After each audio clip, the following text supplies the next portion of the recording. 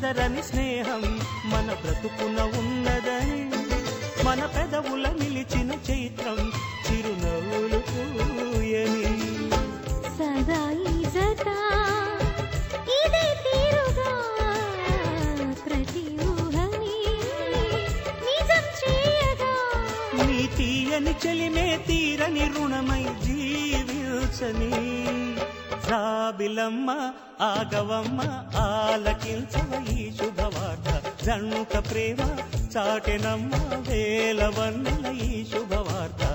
కలితీయగా ఫలించేనని వరాలే ఇలా వరించేనని